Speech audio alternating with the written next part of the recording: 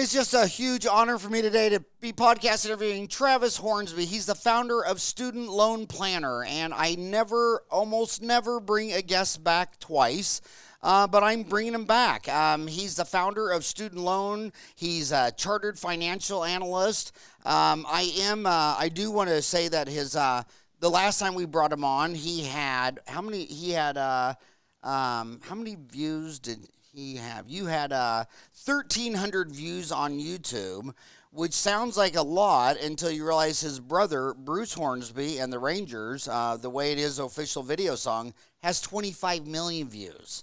So your older brother is showing you that they'd rather listen to music than student loans. People like music. They don't like to think about their debt, right?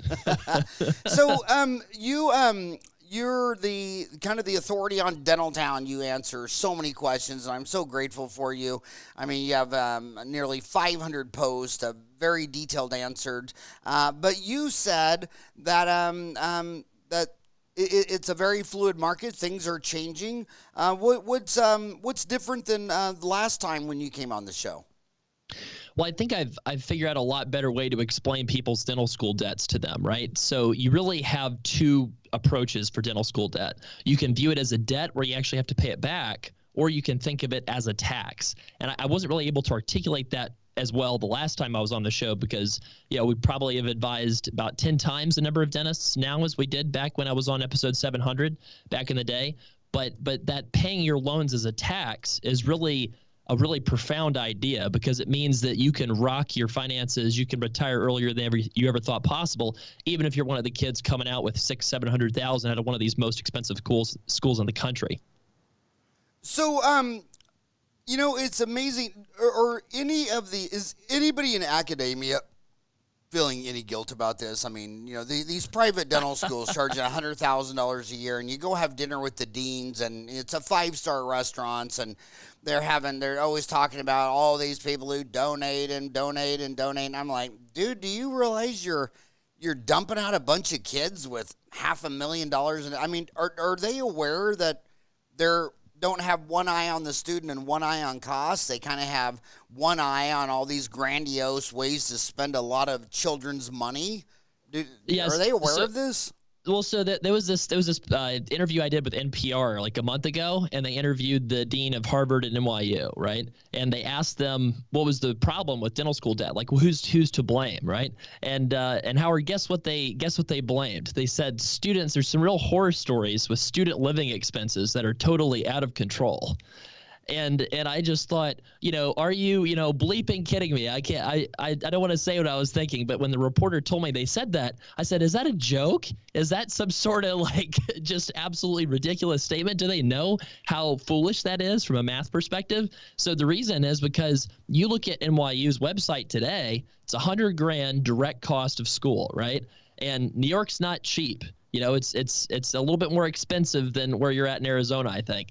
So you tack on $40,000 living expenses, and then you tack on the interest and everything that grows. And the kids that are entering dental school, they enter dental school this fall, we're projecting they're going to leave with $750,000 of dental school debt. So $750,000 for a degree that they're going to associate, and they got to do a GPR residency for that first year in the state of New York, and then they're going to get $120,000 incomes out of school, starting at least. So that's just one example. But yeah, I don't think that they do feel guilt. I think that they view it as, this is what I have to do to get my faculty raises and stay competitive with the other schools, and this is what I have to do to keep my job. And since they can pay based on their income, I hope it works out for them. Wow, and it's look at their tuition. It's $100,000 a year. So back to this thing: is student loans a debt or a tax? When you said that, who I thought you sounded just like? It was Milton Friedman. I remember when the first president I was aware of as a child in high school was Jimmy Carter, and he was giving a tax cut, but he had an increased deficit, which is now just a total norm. I mean, they've been doing it ever since Carter, and then Reagan piled higher, and it just goes on. But Milton Friedman was like, okay, well, if you give a tax cut of $1, but you run a deficit spending of $2, well, you just raise taxes. Because if you spend if you spend this dollar, it will be paid for. Either the Federal Reserve is going to print money and it'll be paid in inflation, but there's no free lunch. And so what did you, were you having a Milton Friedman moment? What is student loans a debt or a tax? What did that mean? Well, yeah. So there's been some other people on your show that have talked about the standard advice you hear from a lot of people that say they know about student loans, which is basically they say, well, stretch it out, get a subsidy, on something like that revised pay-as-you-earn program, and then just, you'll refinance it at some point, right? And that's kind of the go-to advice. And then they'll say stuff like, oh, there's no way that they're going to forgive these rich dentists. They're not going to forgive, a $500,000 dentist that's making $200,000 a year. That's not going to happen. I've got a, coconut plantation in Florida I'd like to sell you, right? And so that's just so wrong, because what you can do is this. You can pay your loans as 10% of your adjusted gross income, basically. You get a little bit of a deduction too, but you can pay it as 10% of your taxable income, right? And so if you're a practice owner, you've got a lot of things to write off, right? You've got your retirement savings, you've got depreciation on equipment in the building maybe, you've got your business interest. And then there's even more loopholes that we can get into if you want to, but you can get that taxable income pretty low, right? And so another thing that if you own your own dental office, if you own your own dental office, but here's the thing. So in terms of like the debts that are out there, right? So the ADEA says that the average dental school debt right now is $293,000. That's what they say for class of 2019, $293,000. But what they don't talk about is 20% of people graduate with zero. And another 20% of people graduate with less than $200,000, which can only happen if you had support from a family member or your own savings or the military, right? And so there was this data dump that I put on Dentaltown in the financing school and loan repayment section. The government just released all these median debt numbers for the schools, right? And it's so far below what the stated cost of attendance is that what basically you can figure out is all these dental students are being told average debt numbers that are just way below what you actually have to borrow if you're not already rich or coming from a well-off background. And it's because people using words instead of median or mode or mean, they use average, and it's like the average, the median. So income in the United States, so half the people make more than you have is less, is only $31,000, but the average median household income is $50,800, because you got so many billionaires. I mean, so when you, I don't know, when you look at the mean or the mode, what would it be? The median income is $30,800. So median income is $30,000. Let me write this down. I gotta get this in my noodle right. I don't want to mess this up.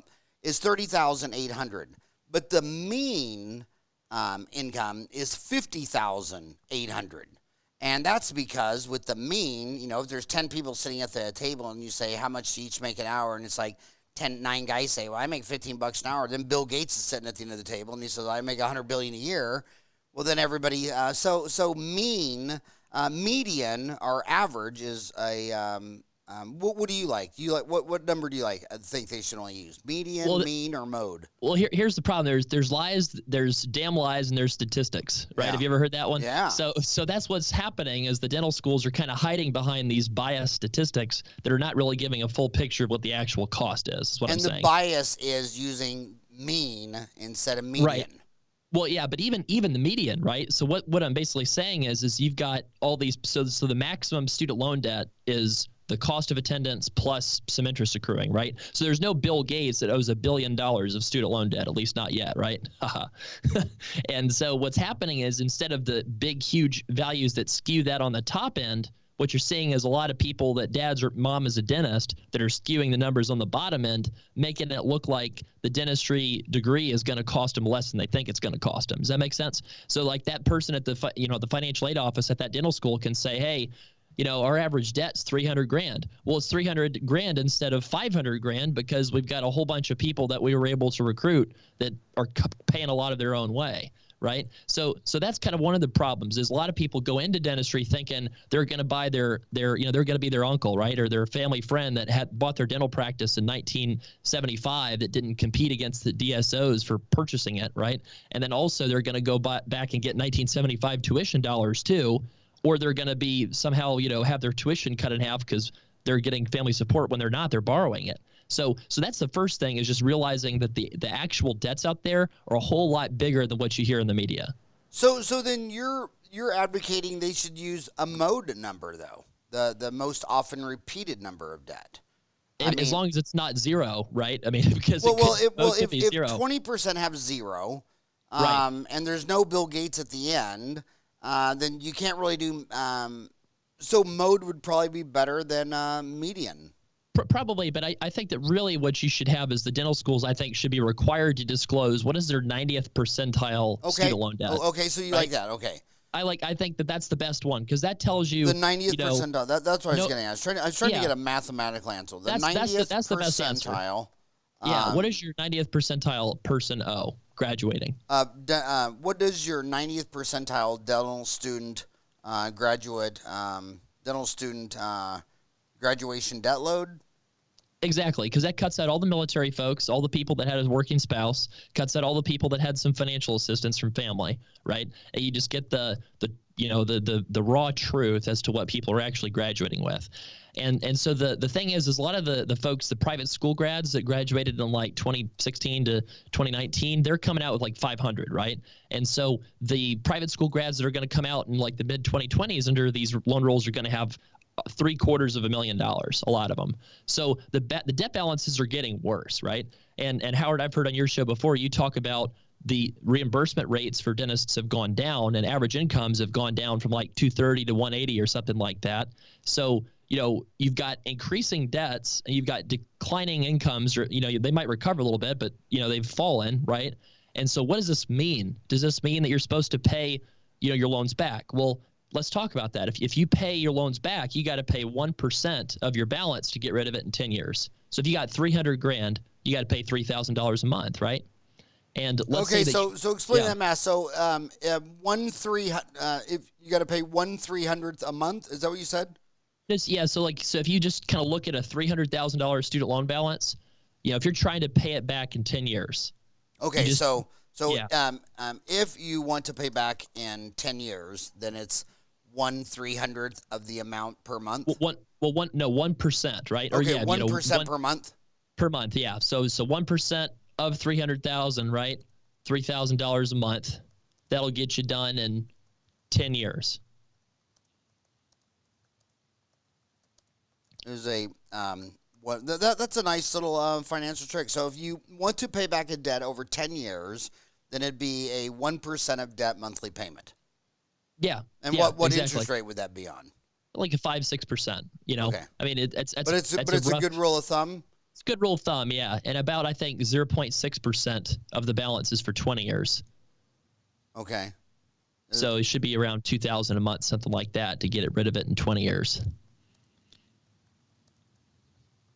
And over 20 years is 0.6%. Yeah, I mean, that's not as easy of a rule of thumb because it's better to just do 1%, right? It's easier math. Right.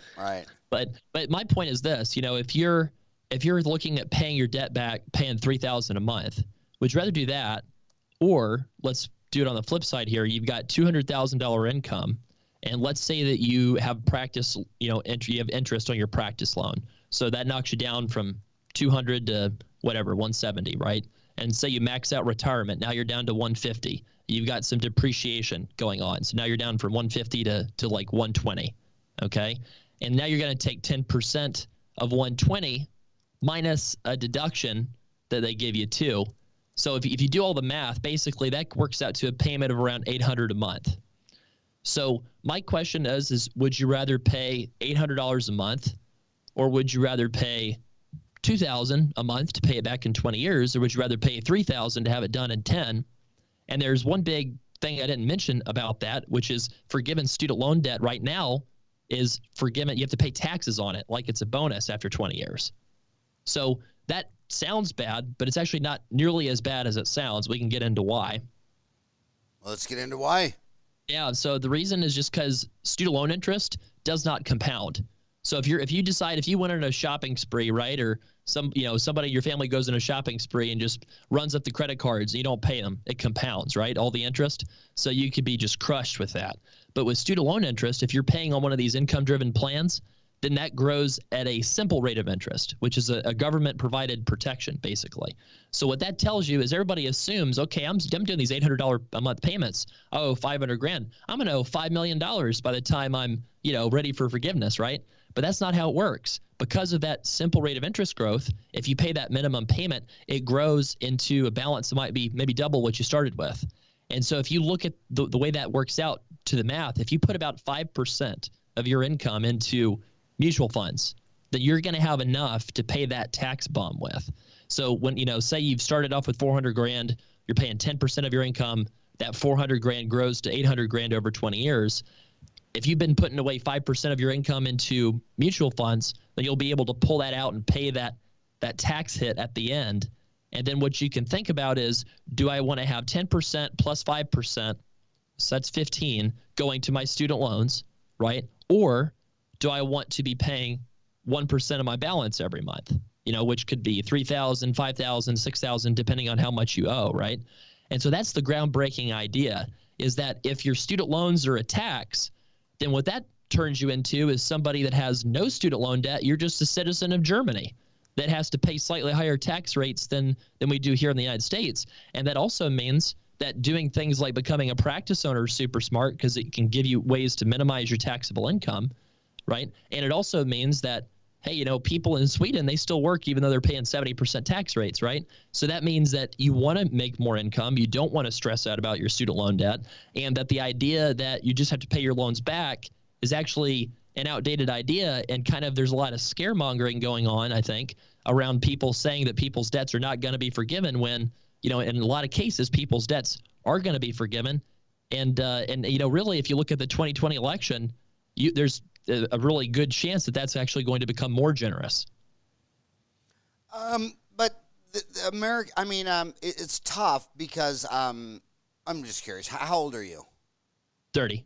30. I graduated from high school in 1980. That was horrible, 21% interest rate. So I've lived through 4 contractions. Right. And it was 80, 87, 2000. Lehman's Day was 2008. So is this advice gonna change if there's another contraction? I mean, Joseph Schumer got a Nobel Prize in economics saying the business cycle isn't going away because humans are making all the decisions. And they after they pile on a lot of bad decisions for 7 to 10 years, like look at our government. They add $1 trillion of debt a year. And then the big campaign issues is, well, we want college to be free and healthcare to be free. It's like, I'm sorry, have you looked at your tab on the credit card? I mean, you got $19 trillion on your credit card. You have $58 trillion of unfunded liabilities, and you're still spending like a drunken sailor. So you're 30 years old. What are you saying to a 30-year-old person who's thinking, the last contraction was Lehman's Day, and nobody knows what's ahead of us, and if you can't predict the future unless you're crazy, but if you're sitting there at 30 years old thinking there's never going to be a downturn again, I mean, now we're all drunk. Yeah, well, it's true. I mean, I'm not at all saying that this is a good system. This is the dumbest system that we've created with our student loans, that you could possibly imagine. Like, if you got a bunch of people around a table and they just drank a whole bottle of scotch, and they came up with a student loan system, it probably would look kind of similar to the one that we have. Okay, yeah. Unlimited borrowing. There's no caps on what you can borrow. The interest rate is just artificially set. There's all these loopholes. It's ridiculous, right? And the thing is you can try to pay your debt back, but if you do it without knowing the rules, you're going to shoot yourself in the foot, and you're going to be fighting Muhammad Ali with one hand tied behind your back, right? And so that's what we're trying to avoid is, yeah, absolutely, taxes are going to probably have to get higher for this, right? You're probably going to see tax rates go up to pay for all this, expensive loan policy that we've developed, right? But the worst thing that you could do would be to pay twice. So you either want to pay your debt off, which I tell people, if you owe less than 1.5 times your income, then you should probably pay it back.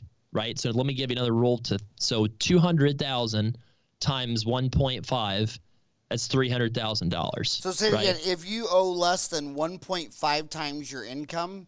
Yeah, so take your income, put it into your phone calculator, right? Take your income times 1.5. Do you owe more or less than that? Okay? If you owe less than that, then all those things you get in the mail about student loan refinancing, you might as well use those and go ahead and refinance. And the truth there actually is, we get actually a significant part of our revenue from our business from people who refinance their student loans, right? And we take lower commissions so we can give people bonuses that the people, that give you the direct mailing don't give. So there's like $750 bonuses, the ADA bonus, things like that. So we're not against people paying off their student loans. That's not what I'm saying, right? I'm just saying that there's a whole bunch of people kind of running out there saying that they know about student loans when they're really just kind of pretending or using that as a marketing strategy to try to sell you a 4-figure commission disability policy or a 5-figure financial advising services, right? They're kind of using student loans as kind of a guise to sell you something else when they actually don't know what they're talking about. And you've seen that where they're talking student loans to get them to sign up for more financial planning, financial commission. Yeah, well, absolutely. Because if say you don't make anything on the student loan advising, right? Like I've seen cases where people have given it away for free, and that's a smart strategy because if they can give it away for free and get some, 1 out of every 5 people signing on for their, whole life insurance product, right, or their load mutual funds or their, $10,000 a year financial planning, then that's a huge win for them, right? Yeah, so and just go through each one of those one by one. I mean, whole life. Who the hell's promoting whole life? Oh, tons of people. I had a guy that got taken with a $3,500 a month policy. So the guy, he's like, well, why would the guy tell me that? I said, so this guy's either stupid or he's a crook because, if you got a 4% projected yield on a whole life policy, you have a 7% student loan, you're locking in a negative 3% arbitrage. And the reason he did that is because he gets a $40,000 commission probably for selling you the $3,500 a month policy, right? Yeah, and commission. When people talk to me about financial planners, like they'll say on Dental Town, this person you charge $5,000 for a financial plan. I'm like, well, why don't you just open up a Charles Schwab account and buy $5,000 index fund, and then never return that guy's phone call again, and forget you have that fund in there, and look at it again when you're 65. I mean, do you agree or disagree? I mean, I would say it depends, right? So if somebody's not going to do what they need to do and they're going to freak out when the market crashes, then some sort of 4-figure amount of money for a fiduciary fee-only CFP is probably a fair thing. It's probably a decent idea for somebody to not get screwed over and make good decisions, right? So I'm not saying don't have a financial advisor. I'm just saying, the people who come. Actually, I'll tell you this. This is a fun story for Dentistry Uncensored.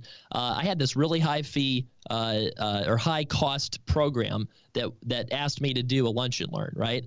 And so you know what they said right after I said I do the lunch and learn? They said, we want a check to sponsor the lunch and learn, basically, to cover all the costs and everything. I said, so wait a second. So you're basically saying that you've got to pay X amount of money to do a lunch and learn. So the only people that are going to want to come talk to your students are people that sell, insurance or high fee products or something like that. And I said, so you don't have enough money to pay for Jimmy John sandwiches, charging them $500,000?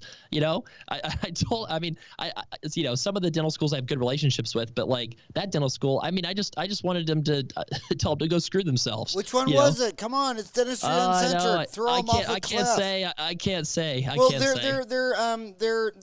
They're absolutely past the line of being a sociopath when they're predatory. They're preying on young kids. You're going to be a rich doctor, and then they have no eye on cost, and everything's a shakedown, and it's just money. You go have lunch with any of them. It's just money, money, money, money, money, money, money, money, money, money, money, money, and it's like, my God, it's like they found a system where they can live the high life.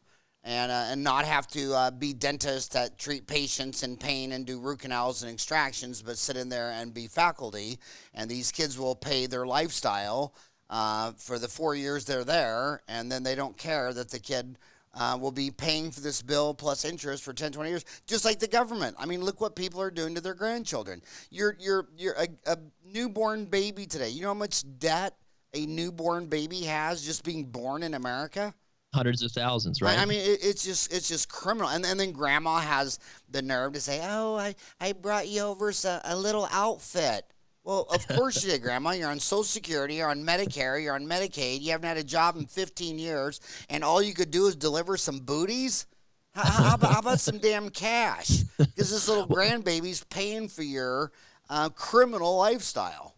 Well, yeah. So let me get into like a loophole just to give you an example of how complicated this stuff can be and how people can save a bunch of money, right? So if you live in one of these 9 states, you have a community property rules, right? So this is a huge loophole that a lot of dentists just don't use and don't know about at all. So the states are Arizona, California, Idaho, Louisiana, Nevada, New Mexico, Texas, Washington, and Wisconsin. So those are community property states. And so there's this thing called a breadwinner loophole. It's basically a strategy that we kind of came up with, right? So the payment they're going to ask you for is 10% of your taxable income. So in those states, when you file your taxes as a married couple filing separately, they split up your income 50-50, right? So they split your income up 50-50. So let's say you've got a dentist that's making, $300,000 a year who owes $400,000 of student loan debt. That dentist could pay it back if they wanted to, right? But let's say that dentist is married to a stay-at-home spouse.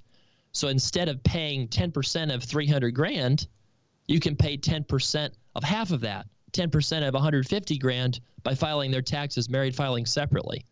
You see, so that would be a way. I just ran some numbers here before we got on the show. So if you had a dentist, I actually ran it with a dentist making $400,000 a year. So if you had $400,000 of student debt, $400,000 of income, and you lived in one of those 9 states, and you're married to somebody without an income, then that would cut your payments from $630,000 over 20 years to $280,000 over 20 years. So that is a massive drop, and that's just because you're taking advantage of the loan rules, and you're just knowing that it's a percentage of your taxable income, and so you're using that to save hundreds of thousands of dollars. So that's just anybody in one of those community property states has a real high likelihood that they're doing their loan strategy wrong. And it's not just specific states where there's specific tax rules that can kind of change these loan programs. It's a lot more than that. A lot of the people, they don't know this, Howard, but if you're in residency, the loan servicer's not going to tell you this, but if your plan is to pay back your student loans, you can consolidate your loans and get them onto the revised pay-as-you-earn plan, and you can cut your interest cost in half while you're in residency almost. I mean, it's an enormous subsidy. It's worth tens of thousands of dollars, but they're not going to tell you about it because the person that you call when you call your loan servicer is making $15 an hour, right? And so there's no incentive there to give you the best advice, which is, I think, why, in a large part, thanks to your program, we really took off in the dental space. When we were on that episode 700. Well, then you owe me a Jimmy John sandwich. At least, Can you send that? I mean, this is the shakedown. This is the Dentistry Uncensored shakedown. Bring it, Jimmy John. But yeah, that New York, every child born in America today will owe $42,000 just on the debt for the federal government. Right. And what is he going to get from that? All of his relatives who haven't had a job in 5 or 10 years on Social Security and retirement, and they all tell you things like, I paid for this my whole life. And you're just like, okay, well, the average person gets back everything they paid into Social Security in like 4.5 years. How long have you been retired, Grandpa? 15 years? You really think you paid that much into the system? The thing that I do want to say is this is where I get excited about dentistry, about that person that has a huge amount of debt, even though it sounds like totally stupid, right? But the reason is because, remember I said at the beginning of the show, it's either a tax or a debt. So if you can calculate it to be a tax, so if the worst case scenario is you're paying 1% of your income to the loans and 1% to covering your future tax hit, so that means that if you're getting basically 15% of your income snatched away for student loans, the rest is yours to invest and spend and grow your wealth with, right? So if you're making $200,000 a year, you got $500,000 of student loans. So you're losing 15% of that. And so your net after that, let's say you lose $30,000 to your student loans from paying the government and saving for the tax bomb for these income-based forgiveness programs. So that means your net is $170. So that's compared with $170, as being a dentist, one of the great professions in the world, to work in with a bachelor's degree making 50, 60K, that actually can be a wonderful decision, even if you're only making that, right? That's what I think is so profound, so interesting about this stuff is a lot of the new grads, if they took the advice of, the financial advisor trying to sell them something or the financial aid office at the school, they're going to think the only way, is just to pay the government back, on the interest. But there's all these refinancing strategies, there's all these forgiveness strategies, tax filing strategies that you can use to save, hundreds of thousands of dollars in a lot of cases. And most dentists are just kind of clueless about it, to be quite honest. Okay, so we already know that an owner-operator dentist makes $100,000 a year more than an employee dentist. Well, first of all, a specialist makes $100,000 more. The average dental specialist makes $320. The average dental dentist makes $197. But a dentist who owns their own practice makes $244, whereas a dentist who's an employee makes $147. And a lot of that is because of the tax code, correct? Absolutely. That's a big part of it. You were just talking about that. You were talking about filing separate for taxes, community property estates. I want you to go through that again. Repeat yourself, just so this kid knows, because he thinks, well, if I go work for big box healthcare, I don't have to wear all these hats. I just get a guaranteed job. And they're like, okay, well, when's the last time you read the 60,000-page IRS tax code? And at the end of the day, the guy who owns is going to make $100,000 more than you. So will you say everything you just said again, but framed under the advantage of what advantage do I have if I open up my own office as opposed to go be your employee? Okay, yeah. Well, so we have clients that are making $800,000 a year. Right, the highest associate income I think I've ever heard of is maybe $300,000 or $400,000. Like that's like a specialist associate, right? So you're talking, and that's just a huge difference. We had somebody in rural Iowa. She was making $2 million. She was producing $2 million a year for her DSO. Guess how much money they were paying her? $200. Yeah, spot on. Good guesser. Yeah. Isn't that ridiculous? And so I said, and then she had no non-compete, no anything that would prevent her from leaving or anything. And so I said, you need to go into that office tomorrow and say, if you don't pay me 33% of collections, I'm leaving. Or better yet, just go, set up another office across the street, and that's your threat. Right. But they're so afraid because they think they have all the student debt. And remember, you can put the student debt as a percentage of your income. That's not the whole thing that's going to hold you back. Right. The thing that could hold you back is we had an orthodontist to refinance her loans to a 5-year term, and she owed $10,000 a month on her student loans. And then she had a nanny bill, too. And because she had committed herself to such a high fixed payment, the bank didn't want to give her a practice loan. And then she wasn't able to get the shovel she needed to get out of the debt.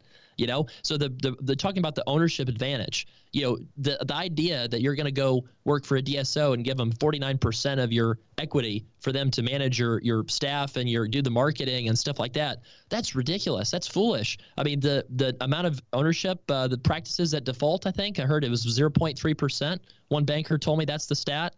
So they said of the 3 in 1,000 people that fail, 2 in 1,000 of them couldn't put down the bottle. Right. So, I mean, so that means you've got like and these financial data poor decisions that dentists do, I've been harping on literally since the day I started lecturing in 1990. They still don't have their practice management system hooked up to their accounting.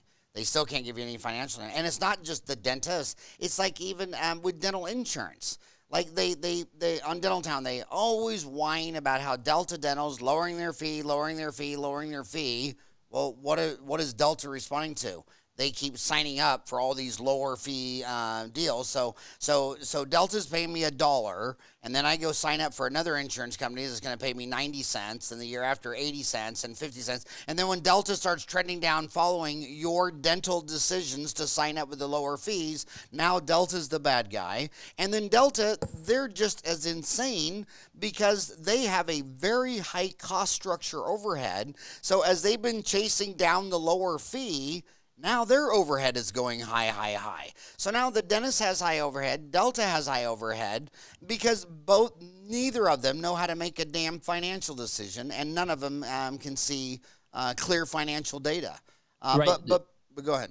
Well, yeah, where you have to kind of just take it from Delta Dental is probably North Scottsdale, where there's a dentist in every street corner, right? But where's that city in Arizona you said, I think, still needs a dentist or doesn't have any dentists on the route to California, right? So the only dental practices that I've seen that legitimately are struggling and failing were in places like San Francisco and the suburbs of New York.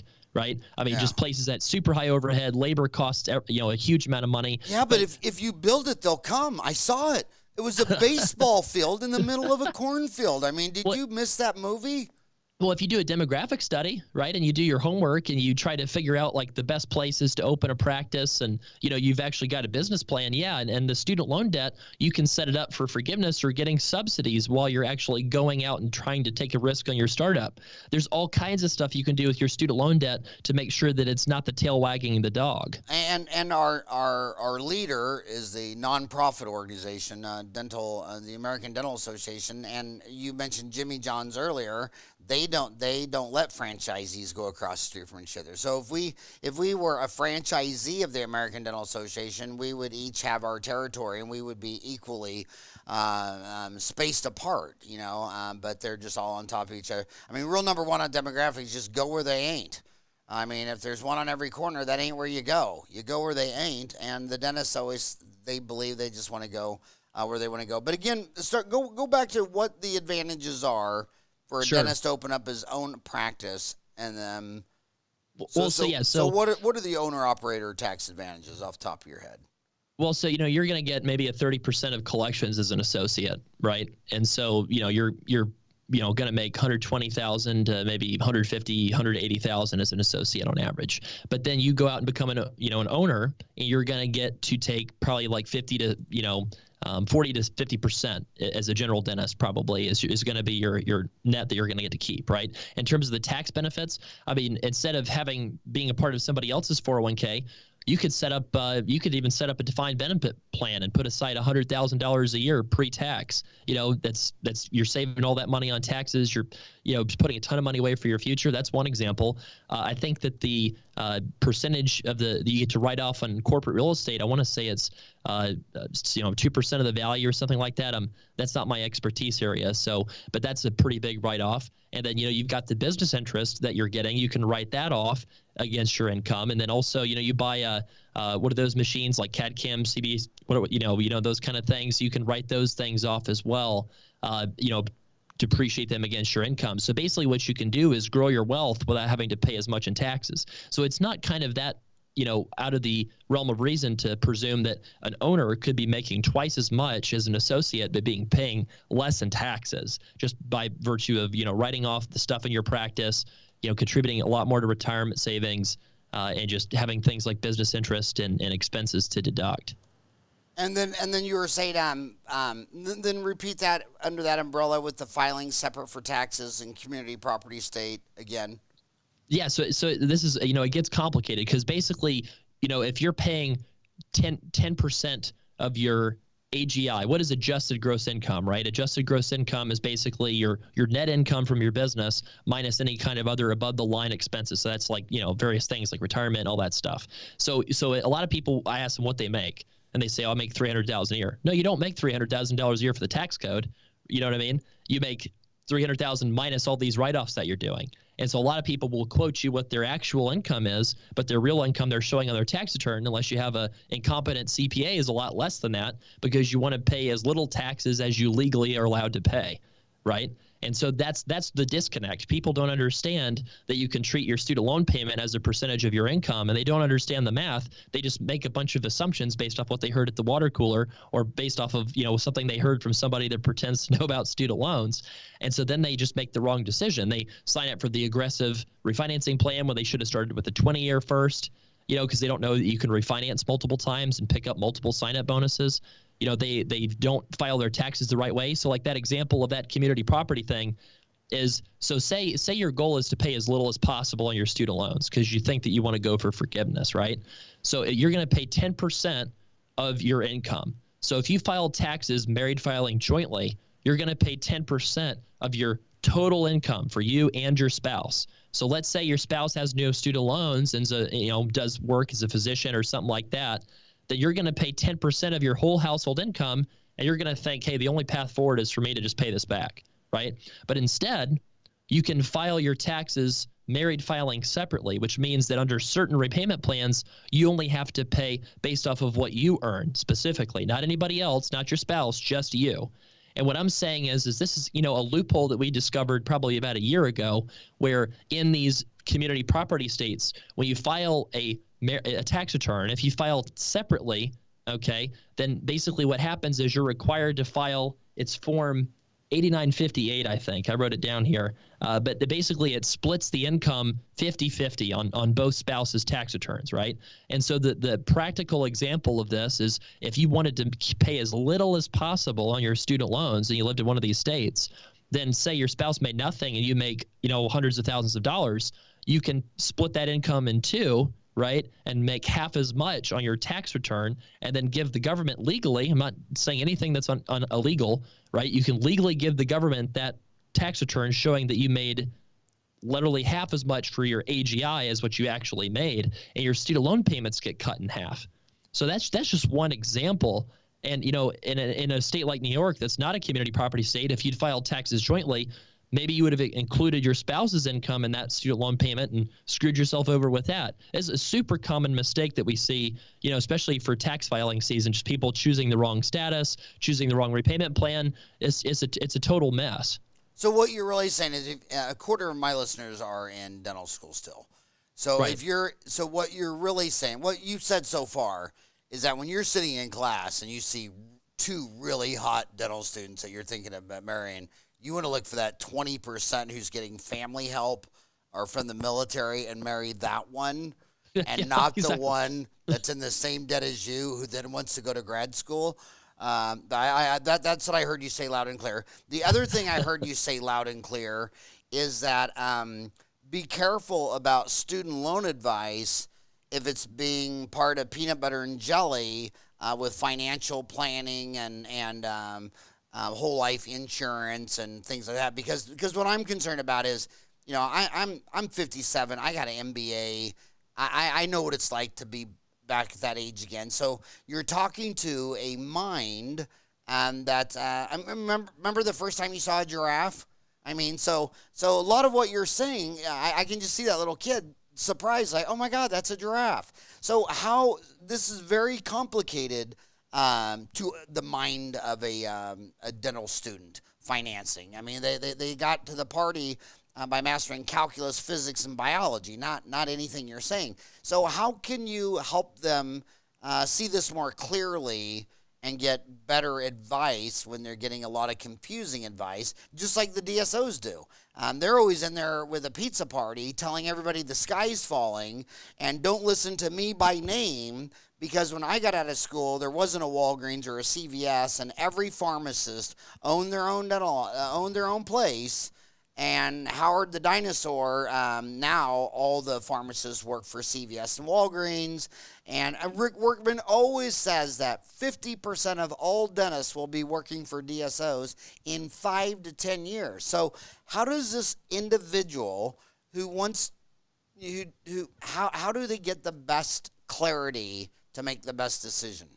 Yeah, I mean, so the dental student that's listening, I mean, should obviously keep listening to your podcast. That's the smartest thing I think you can do, and other podcasts in the dental world to learn how to do business, right? That's the most important thing they don't teach you in dental school. So I'd say that is one piece. In terms of the student loan piece, our student loan planner podcast is free. If somebody's a dental student, doesn't have any money to pay for, professional help, they should just go listen to that podcast. And then, in terms of getting student loan. Say that again, the student loaner podcast. The student loan planner podcast. So basically any that's on anywhere you want to search podcasts. That's for free. We have I think over 50 episodes at this point. Do you upload that on Dentaltown? I didn't know you could, actually. Oh my gosh. I only started this podcast because the only reason I started is we have Dentaltown has 251,000 registered members and about 70,000 have downloaded the app. And it was a year before the last presidential election where people were saying, I can't, I got an hour commute to work. I can't listen to this bullshit for an hour each way. I'm listening to podcasts. Will you do one in dentistry? And I said, no, but I'll start a genre. And now the podcast section on Dentaltown there are 60 dental podcasts, and every one of them told me that when they start upload, they already had them for free on iTunes, but when they started putting up for free on Dentaltown, that was the marketing they needed, and their show exploded. And there is a couple of these no-name, nobody that you've ever heard of dental podcasts on Dentaltown that have already passed 650,000 views that you can see on the Dentaltown views. Well, you don't need to convince me too much there. That's amazing. Okay, so what's the name of your podcast? The Student Loan Planner Podcast. Student Loan Planner, is that 3 words? Student Loan. It is. Planner Podcast. Planner podcast. Is that by that Travis guy? Yeah, it's by me. By Travis. So my homies are listening to you. They'll find that on the app soon. Yeah. On the Dentaltown app. Yeah, we'll try to connect to make that happen. Yeah, so. and then what they'll do as soon as they see that on the app, and then it won't take long, and they'll do it on iTunes. So the Student Loan Planner Podcast by Travis Hornsby. My gosh, I'm mad at myself that I didn't know about this one. So is that on iTunes or YouTube? It is. Or just iTunes? It's everywhere. So it's on YouTube too. Yeah, it is. We post the episodes on YouTube too. So that's the way to get the free help, right? And then the thing I would suggest to anybody listening that's a dentist that's making money is whenever you're working with a financial professional, ask them how do you make money? Like, how do you get paid? What are your conflicts of interest? If they can't just explain those in plain talk, I would run away and not work with them, right? So for us, we charge a few $100 for a custom plan for people to come up with the best way to pay back your dental school debt. So the only conflict of interest that we have is we make money when people refinance their student loans on studentloanplanner.com. And the reason why I'm okay with that while also getting paid to give advice is because the stuff that they get in the mail that says refinance with this company, there's no incentive bonus. There's no welcome bonus like you get when you sign up for a credit card, right? So on our site, we take a lower commission so that we can give basically kickbacks to the people who refinance. So that's why we get the $500 cash back, or like the ADA bonus through like Laurel Road we have on our site. We have like $750 bonuses through some other places. So that's the only conflict of interest that we have. We're not trying to sell one of those 4 or 5 figure products and use student loans as kind of like the gateway drug. That's all we do. So in terms of refinancing, just to like high level, right? The person who's really confused, like here's a good 2 paths to pursue, right? You're going to do full payback, in which case when you're starting out, probably use revised pay as you earn, because you're going to get subsidized interest. You're going to get a lower cost on your growing interest balance. You're going to get low payments. And then you do refinancing. So basically you start off with maybe like a 20-year, and you pay way more than you have to pay, but then the bank sees that low monthly payment, and then you refinance it again down to like a 10-year and then a 5-year to keep that required payment very low. Because remember, being an owner is the solution, not working for a DSO. I apologize to the Heartland guys and, those folks, but I just don't think that that's the future. That's not in people's best interest financially. They should be in practice owner. And then the other path is to do this pay your loans like a tax strategy, right? And so that path is you probably get creative with how you file your taxes. You probably look into doing something called pay as you earn, and you probably try to focus on saving for retirement, putting a lot of money into investments, and still obviously try to be a practice owner, because that's how you get the big write-offs. So those are the 2 big paths that people can go down, right? And so, if somebody's super confused, they can hire us for a few $100. And if they're wanting to manage their own debt, they want to refinance their own loans, they can get the bonuses that they are not going to get if they answer the direct mail stuff. And then if you're just totally broke, you need free advice, that's why we have the blog, which we have, I think, 50 articles on dental student loan repayment on studentloanplanner.com, or also the Student Loan Planner podcast. So, but I think that one more, because marketing is everything, according to my friend Fred Joyle. He wrote the book, Marketing is Everything. So congratulations on your YouTube channel, Student Loan Planner. You got over 1,000 subscribers. That's so cool. But when you're answering, because I always follow you on Dentaltown, but when you're answering a question, you text that type, but there's that little YouTube icon there. So if you've answered this in a video and you go to your YouTube deal and you click share, it'll give you a link to share in a text or whatever. But the next one over is embed.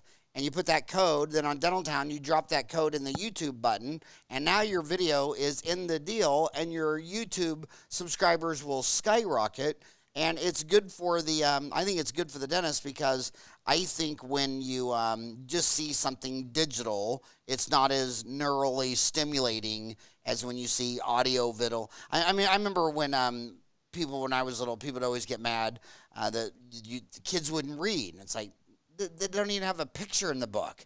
And now the kid's on YouTube learning about the solar system, but he sees video and he hears sound, and it's like, well, of course he doesn't want to go read a book with a bunch of Roman numerals and all these crazy alphabet letters. So, yeah, so you should be dropping those videos in your post when you do. And like I say, it was news to me that you had a podcast and those are just some great questions. What happens when you default on your student loans? Are student loan payments tax deductible? How do you go from six-figure debt to six-figure net worth? I mean, you just got a lot of great stuff. I want to ask you one question. This has nothing to do with anything. That's how my crazy mind works. We're in the playoffs for the NFL. So we're down to, like, what is it, 4 teams or whatever.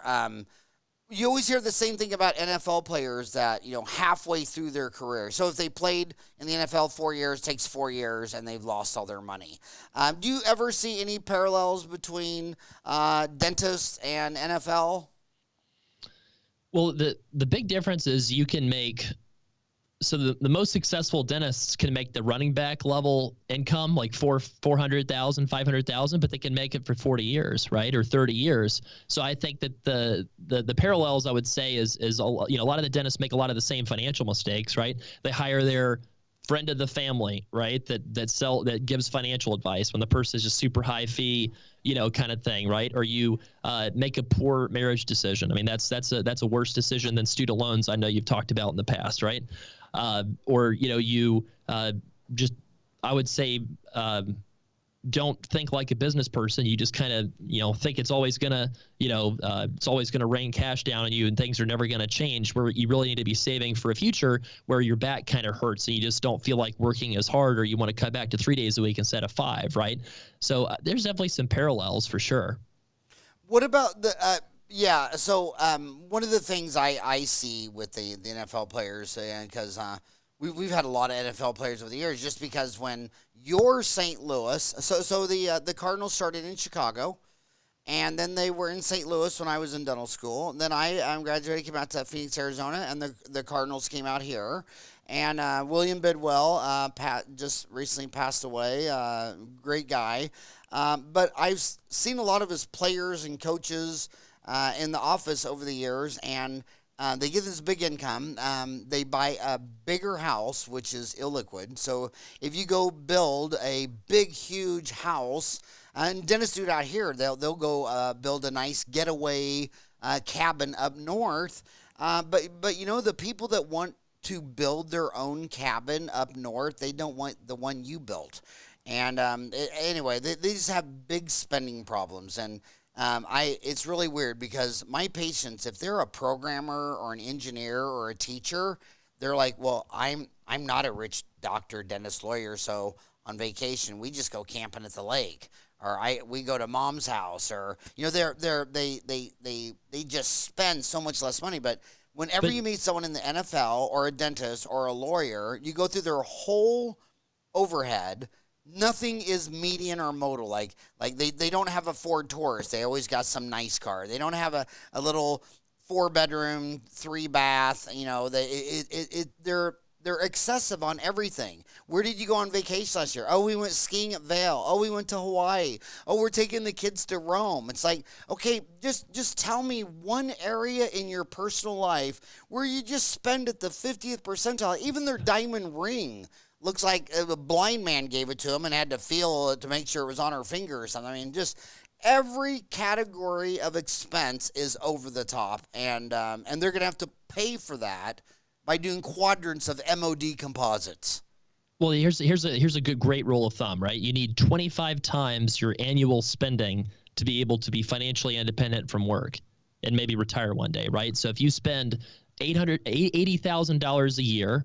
You need $2 million in liquid assets to produce income from dividends, capital gains, interest, et cetera, to stop working. So if you look at that NFL running back and he's making, $500,000 a year and he's spending $400,000 a year, then that NFL running back needs a net worth of $10 million to keep that level of spending going into the future. But the average running back's career is 3 years, right? And so you look at $100,000 of savings times 3, you maybe as best case scenario, you're at $300,000 net worth. That's a big difference from 10 million, right? And you're not going to cut your standard of living from 400,000 a year to 40,000 a year overnight. You're going to keep that going. So that's why those people run out of money. And I would argue the similar situation could happen with dentists. Like if you're buying that new Tesla, 80 grand, right?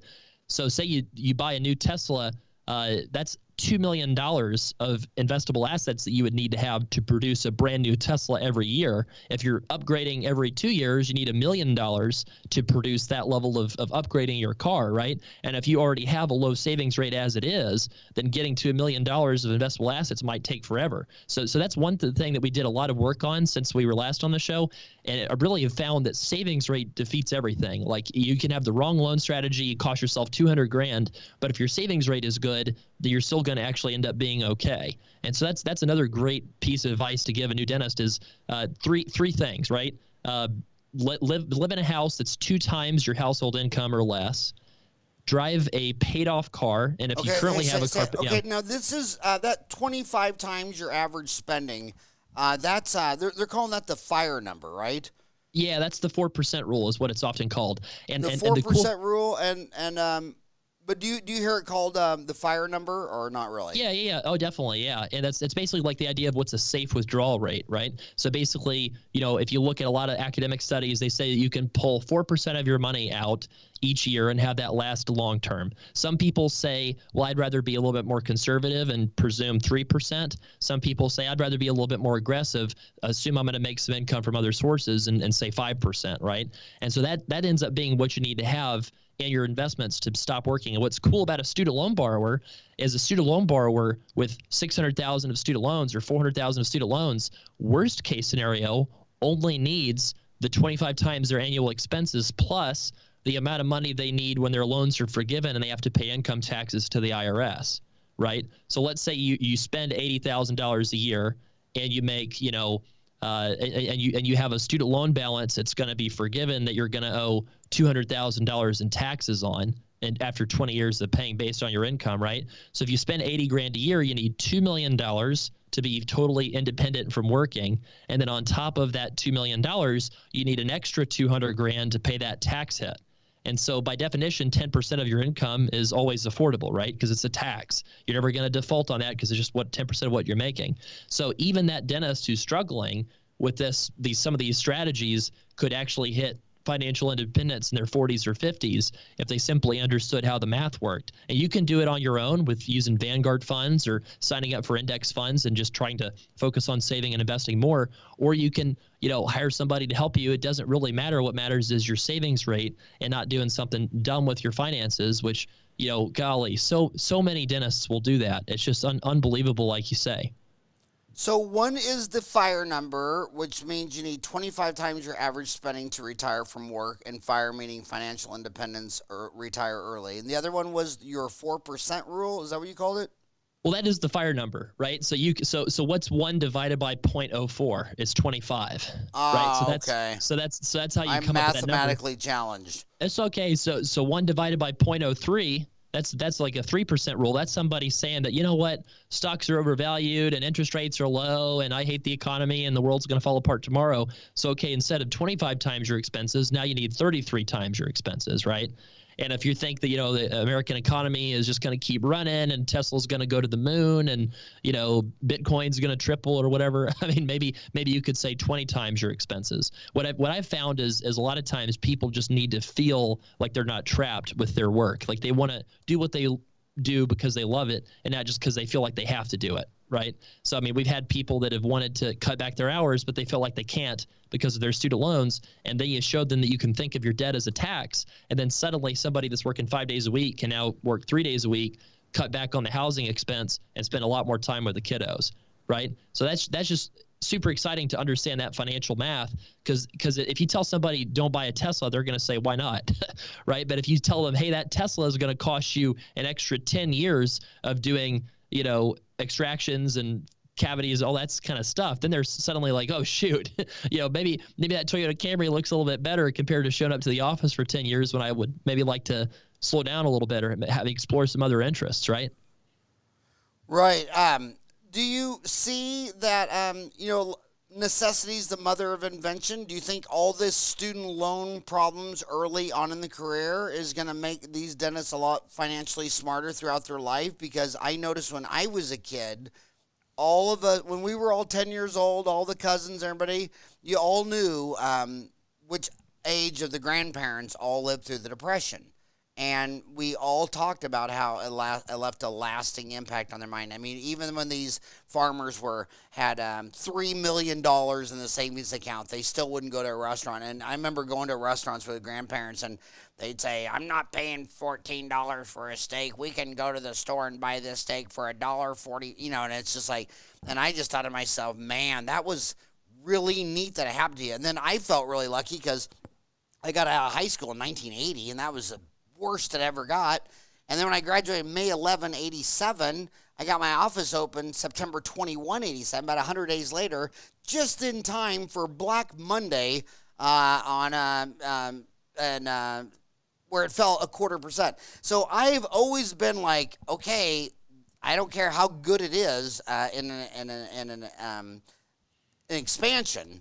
Expansions are followed by contractions because the business cycle and the consolidation cycle is real, because we're talking about humans making all these decisions. So do you think this is going to have actually a long-term positive thing for all these kids, because they're going to have to get really financially literate at a very young age? Unfortunately, I think the answer is no.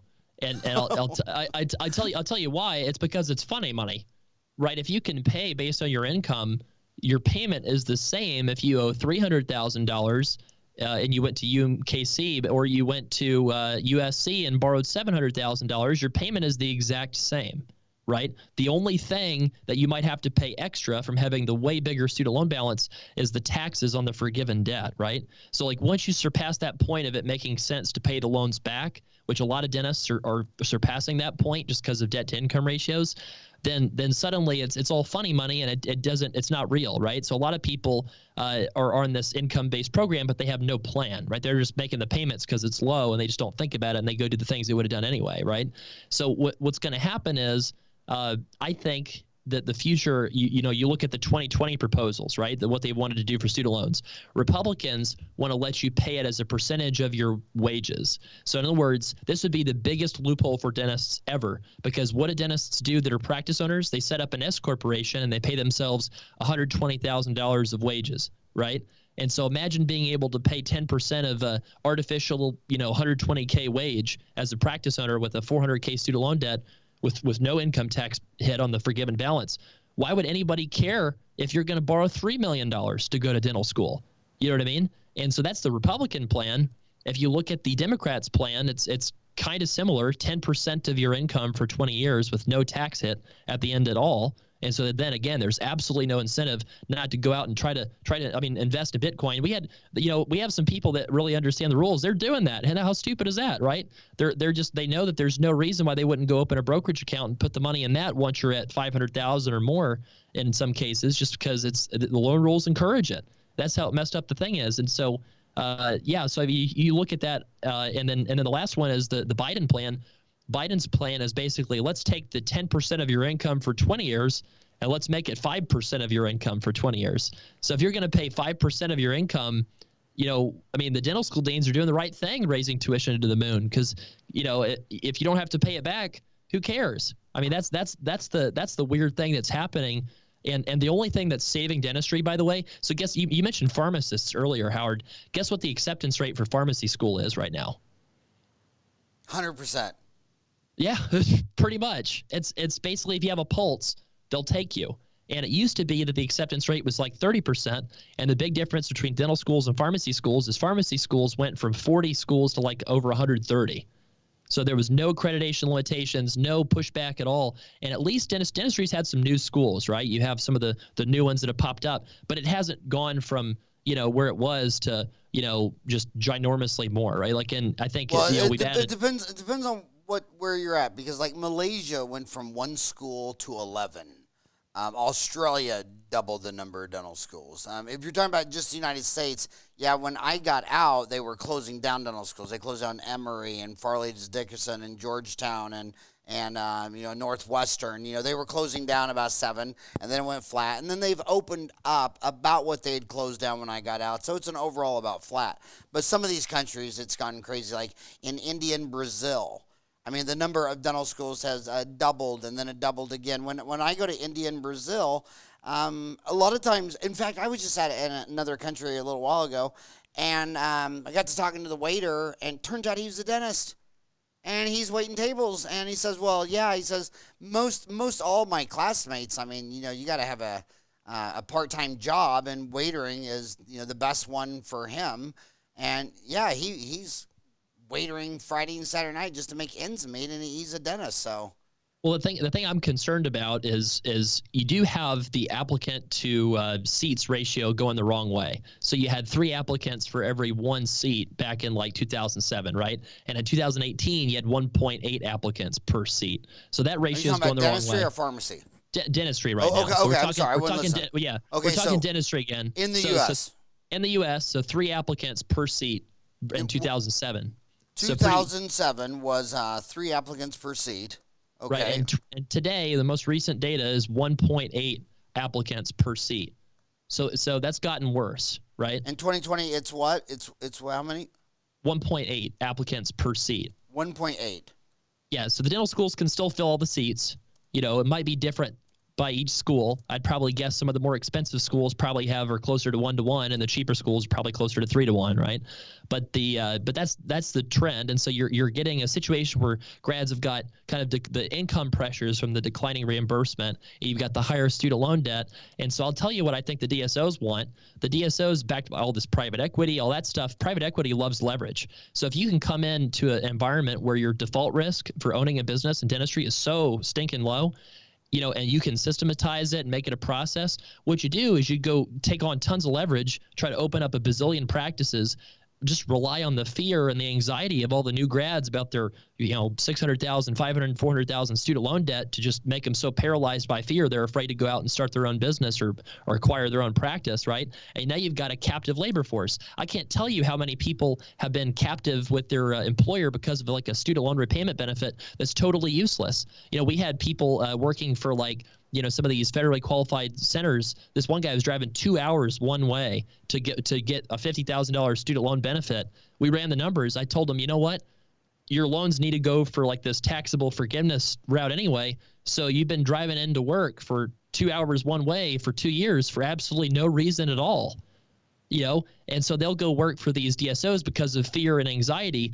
When if you understood the math, if you just understood all the loopholes, all the benefits that are out there for people who owe a bunch of student loan debt, you're either paying it back or you're treating it, as a tax and paying as little as possible. And either way, you're doing that in a way that allows you to become a practice owner. And so, you don't have to have the future of DSOs be 50% of all dentists are employed by one. I think it probably will continue to trend that way. But I think that dentistry is built for this thriving private practice, solo doc or partner doc office. That can persist in a way that some of these other places, have not, right? I mean, your pharmacist interaction is very different from your, interaction with the dentist. I think that if dentists understood the math, they would have the ammunition they need to fight back against all these trends that are not acting in their economic best interest. What's your thought from the ADEA? I mean, the voice of dental education. They're the American Dental Education Association. Are they? How would you sum those guys up? I just think that they are focusing on the wrong stuff. I mean, I've seen them talk about they want more loan forgiveness, they want deductibility of interest, they want lower interest rates. Well, if you owe $400,000, not to be mean, but who gives a hoot if it's 3% or 7% or if you can deduct it or not deduct it, right? I mean, that's not the point. The point is the tuition is just ridiculous and it's way too expensive. Instead, they should be arguing for maybe capping borrowing. Perhaps that would limit the school's ability to charge if you didn't have so much access to federal loans. You could look at, I mean, if you wanted to, agitate for forgiveness, the physicians, they're all employed by these nonprofit hospitals. The physicians get, forgiveness after 10 years tax-free, paying based on their income, and their residencies, dental residencies, you got to pay tuition, and you're not getting really paid very much while you're doing it. The physicians go get $60,000 a year, and then that counts towards their 10 years they need to have all their loans forgiven. So the ADA and ADEA got left out in the cold the first time these loan rules were written. The next part of the loan rules are going to be written probably by the person who wins the 2020 election, because the Higher Ed Act that governs all this stuff is due for a rewrite. So I just think that they focus on all the wrong stuff. And dentists, that's true probably for a lot of dentists in general, right? You're so focused on your interest rate, you're focused on, all these, you're focused on, reimbursement rates for this PPO plan, but you want to look at yourself in the mirror and say, that's the person that can change my life. There's all these things that you can control, and most people are just not, they don't have the knowledge to control them, and they're not just have that self-awareness. So that's what we're trying to give people, is give them those tools to just rock it and not have to be stressed about all this stuff and who wins the 2020 election and who, what the interest rates are in student loans. That's irrelevant as long as you have a good plan for the future. Yeah, and by the way, if you're still a young kid and you're still in this world where one party is better than the other party, it's been a two-person dance for almost a century, and one drove the car and one robbed the bank and one drove the getaway car, and they don't want to solve problems because they have their constituency, and if you buy into the two-party system, and then they're always whining about the people who don't vote. Well, the largest party in America is the 100 million eligible people to vote that says, screw you, I hate you both, and I'm not voting. And Congress, if you like any surveys, go to the Congress has had about 11% approval rating since I got out of high school in 1980. They're, when they're lying, their lips are moving, and I just cannot believe that people still think it's like Bonnie and Clyde. And it's like, well, I like Bonnie. It's like, well, I like Clyde. It's like, okay, so one of them comes up and breaks your knee with a baseball bat, and the other one tries to help you by giving you a wheelchair. And they're all crooks. And but last question, because you're so generous with your time. We've gone over an hour, but a lot of these young kids think when you were talking about tax advantage of owner-operator dentists that employees don't have, they go, yeah, but if I get a job at Aspen or Pacific, I might be an owner dentist there someday. Yeah, I mean, my opinion is that's kind of like the whole life projections, right? They project it out. They show you how you're going to be a millionaire in 40 years.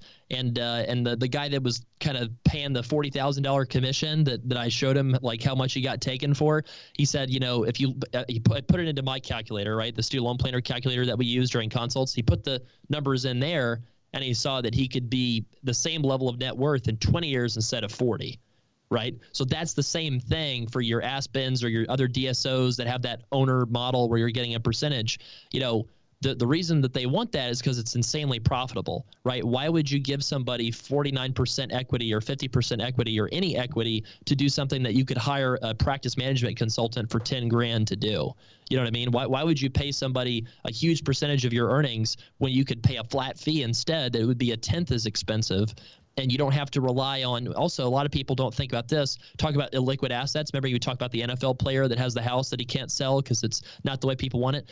What is the equity worth when you own a part interest in a DSO practice? Who's going to buy that? The market for that's going to be a lot more limited than if you own 100% of a practice that you can just sell, right? So you're buying in at these valuations that probably don't even make sense because the asset you own is probably not even worth what they're saying it's worth, So I think that you got to be a practice owner where you own 100% or you're in a partnership where it's not run by the DSOs, because I just think that, it's like in my business, why would I give somebody a percentage of my business, which would cost me 10 times as much when I could pay a flat fee? And here's where I think a lot of it's just fear. I mean, I got my dental office. I graduated May 11, and my office was open in 133 days, September 21. And I wasn't a dad. He did it. My dad, he told me, he said, I asked him if he paid for my college. He goes, Howard, if I pay for your college, you're going to go up there and smoke pot and chase women. But if you have to pay for it yourself, you're going to focus. So I had to chase women and buy pot with student loan money, which, was just feels horrible. But anyway, I graduated $87,000 student loans. I came out to Phoenix, and there was this 1,000 square foot landlord, and I told him I want 1,000 square foot, and he goes, great, when are you going to do the build out? And I said, well, you want $10 a square foot a year for a 3-year lease. I'll pay you $20 a square foot for a 5-year lease, and you build it out, because I don't have a dime. And he said, okay. So there's my free build out. Then I went down to, it was at the time, it was called Health Co. out of Dallas, which got rolled up into Patterson or Shine or Benco or Burkhardt during one of the roll-ups. And I picked out 2 beautiful operatories and all the equipment. And they said, great, and now give us a check for $80,000. I said, well, actually, I don't have a dime, so you're going to put it all in my office and give me a 60-month payment, and on the last payment, I own it. And they weren't happy, but they said, well, that's better than nothing. So I got a free build-out. I got all the free equipment. They got my office open September 21, and I had no patients that day. And I was scared to death, and I called up my dad, and I said, Daddy, I opened up my business, and I didn't have one customer. And he goes, good. That's good. I'm like, Dad, why is that good? He goes, because if you get scared and hungry, he said, well, in Kansas, when you see 3 hungry coyotes walking down a dirt road, something's going to get killed and eaten. And he goes, if you're scared, that's good. You're going to have to get out there and hustle. And my gosh, I made a stack of flyers, and I go around the parking lot. I put them under everybody's car blade for come in for a cleaning exam and x-ray. And then I walked into Safeway, and I told the manager I would give him a free dentistry if he'd put the stack of flyers on all the checkout stands. And it was so amazing. I'll never forget when the dentist across the street, Mark Woodland, called me up. He says, hey, Howard. He goes, I don't know how you do it. He says, you're a great marketer, but my wife and I come home from work, and your flyer's on my kitchen table, and my wife has no idea where she got it. I'm just curious, how the hell did you get your flyer on my kitchen table? And I told him about the Safeway deal, and he goes, oh, my God, that's just genius. He goes, I never thought of that. And then on Saturdays and Sundays, instead of going to Home Depot and starting some expensive project, I got a map of Phoenix, where I'm at, Ahwatukee, the zip code 85044, and every Saturday and Sunday, from 8 in the morning till I couldn't walk, I go door to door, just knock on the door. Hey, I'm Howard Farran. I'm 25 years old. See that dental office up at 48th and Elliott? That's me. I'm going to be here till I'm 65. I just thought I'd get out here and press the flesh and meet the community. And 2 out of 3 doors thought it was incredibly weird. They're just like, they never had a dentist at the door, and everything's weird and whatever. I never cared what 2/3 of people thought. But the 1 out of 3rd, he'd be standing there in his underwear and his wife beater shirt, and he's like, really? Well, hell, I broke this tooth. And I'm standing out there on his porch, and I get out my little dental gloves and mirror and my flashlight, and I'm looking at his mouth. And I swear to God, I probably looked in the mouth of 100 old men with beer bellies in their underwear and T-shirt. And then I'd say, well, hey, if you need a dentist, I said, well, you need to come in. Let me take an x-ray of that. And he goes, well, when you got an opening? And I pull out my little notebook, and I say, well, I got an opening 24 hours a day, 7 days a week till the end of frickin' time. Does any of that work for you? And I would not stop going door to door till I'd go back to until Monday through Friday, every hour and a half, had some patient scheduled for something, whether it's a new patient, cleaning, whatever. And to this day, when I'm in my office, I still have patients come in there and say, I remember when you knocked on my door. Oh, my God. You didn't even have kids yet. You had hair on your head. And so you're doing all this stuff because you just live in fear. And what I see you do, this is what you kids are going to do. I mean, I'll tell you what you're going to do. You're going to get out of school. You're going to follow this magical dream that you're going to go work for big box healthcare, and they're going to make all your dreams come true. And then you're going to vote for the Democrats or Republicans, and they're going to make all your other dreams come true. And then when both of those people break all your kneecaps, and as you go from job to job, party to party, job to job, party to party, you finally, I'll meet you, and you'll get your office open. And every time you graduated 5 years ago, and you've had 5 different jobs, and you were finally so miserable that you no longer had fear of opening up your own business, and you just open up your own business. So it's just fear. So live in fear. I mean, I remember when Japan bombed Pearl Harbor, our president Franklin Delano Roosevelt said, "Living in fear is not an option." And of course we don't want to go to war, but we're not going to sit here and live in fear. We got to do what we got to do, and it was horrible, and we're a better country for doing it. And you can suck it up, Buttercup, and suck it up, Buttercup, cry, whine, all that stuff. But finally, you're going to get so damn broke and miserable. And that's why I think they should get out of school, open up their own office. If you're going to have kids, that's the worst financial decision. So just knock them all out. I mean, I had my 4 boys in 60 months. I said, if we're going to be crazy, insane, and stupid, let's get it over with. So I had 4 boys in 60 months. I swear to God, I didn't sleep for a decade. And just the journey of 1,000 miles starts with the first step. So just get out there and open up your damn office. Go to Pew. That's a company that's named directly, Pew, P-E-W, and they do all this research on where there's underserved areas. So your demographics all done. You can go to any, or you can go to Healthco, Patterson, Burkhardt, any of those people, and just sit there and say, hey, where is all your account receivables over 30, over 60, over 90? And they go, oh, that's all in North Scottsdale. Okay, so now you know you're not going there.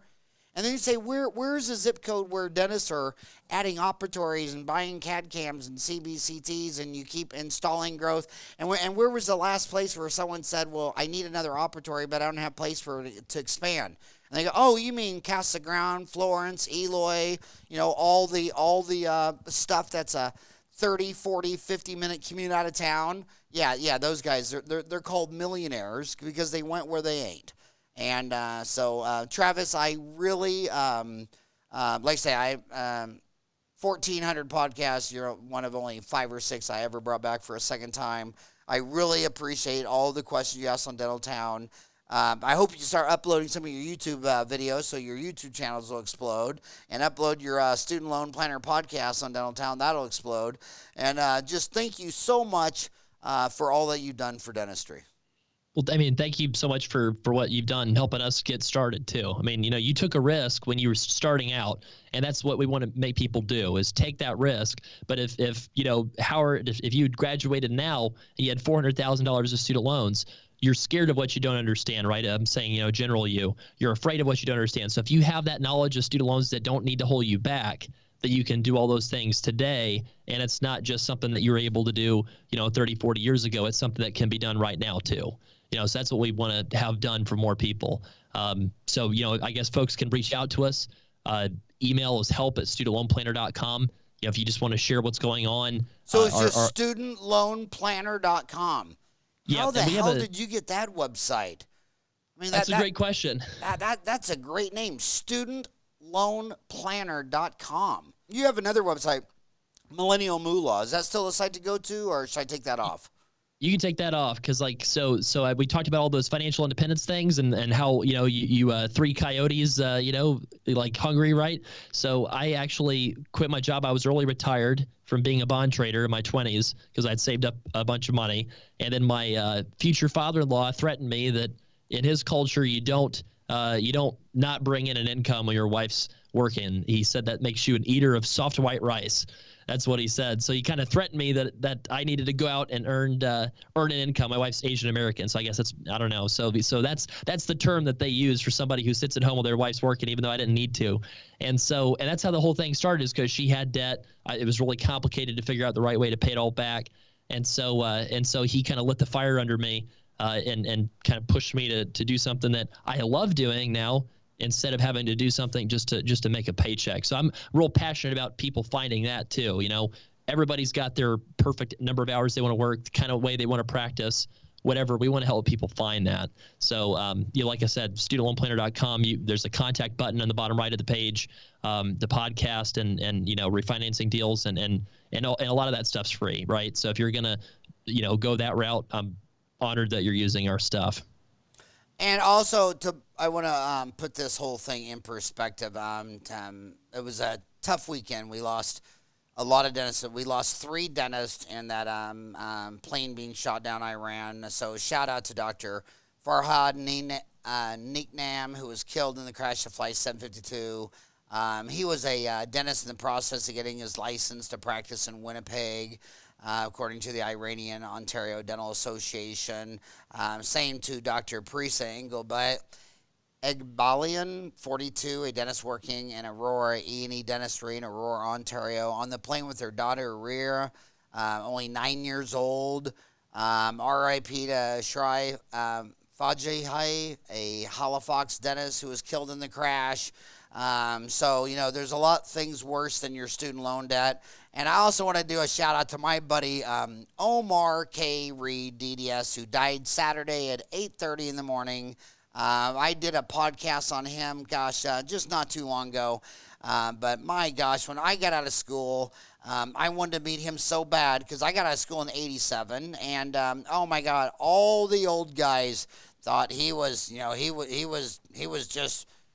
turning everything upside down with his practice management and profitability and selling dentistry, and he was one of the reasons when I started my lecture, I called it Dental Mania, because when I told Omer that, he giggled because he knew all the old guys would just cringe when they saw this 27-year-old dentist Howie giving a seminar called Dental Mania. So Omar K. Reed, my God, Omar was just a great guy. So we lost 4 great dentists this weekend, so there's a lot of things worse than your student loans, and there's a lot things, and if you ask any of these 4 dentists who passed away how fearful they would be of opening up their own independent practice. Come on, guys, do it. If you can't do it for yourself, do it for them. We've had a lot of great legends in dentistry, and we need to take healthcare back from big box healthcare to the independent practitioner, because that's what I want my grandchildren to go to, is an independent practitioner,